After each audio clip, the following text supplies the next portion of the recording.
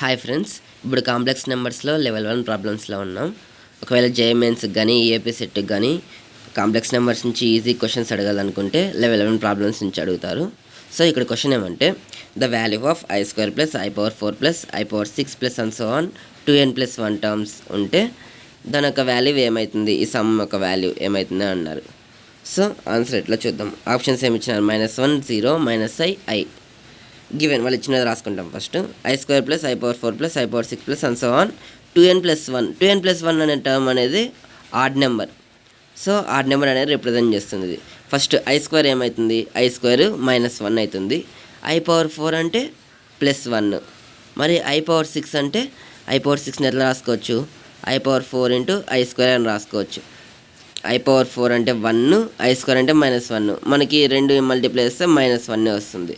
మరి i⁴ తర్వాత ఏమొస్తుంది, i⁴ వస్తుంది, i⁴ అట్లా వస్తూ ఉంటుంది. అంటే -1 +1 -1 +1 అండ్ సో ఆన్ వస్తూనే ఉంటాయి. అప్పుడు ఎంతవరకు, ఆడ్ టర్మ్ వచ్చేంతవరకు.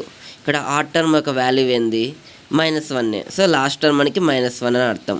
ఎట్లా అంటే ఫస్ట్ టర్మ్ అనేది -1 వచ్చింది.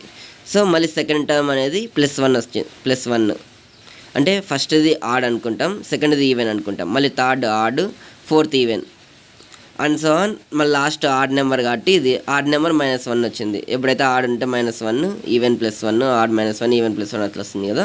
సో అలాగే ఆడ్ నెంబర్ -1. ఇంకోటి గమనిస్తే ఒక ఆడు ఒక ఈవెన్ రెండు కలిపితే మనకి 0 వచ్చింది. సేమ్ అదేవిధంగా ఆడు ఈవెన్ కలిపితే 0, ఎందుకంటే +1 -1 క్యాన్సిల్ అయిపోతే 0 వస్తుంది. So and so on last term వరకు మనకి 0నే వస్తుంది. లాస్ట్ ఆడ్ ఉంది కదా, సో ఆడ్కి ఇంకొక ఈవెన్ లేదు, దేనికి, 0 అయ్యేకి. సో -1 అనేది అట్లే పెట్టుకుంటాం. ఇవన్నీ జీరోస్ అయిపోతాయి, లాస్ట్ టర్మ్ మాత్రం -1 అట్లే ఉంటుంది. మనకు ఆన్సర్ కూడా -1 అనేది వస్తుంది. సో ఆప్షన్స్లో ఎక్కడ ఉంది, ఆప్షన్ 1లో ఉంది. So first option is the correct.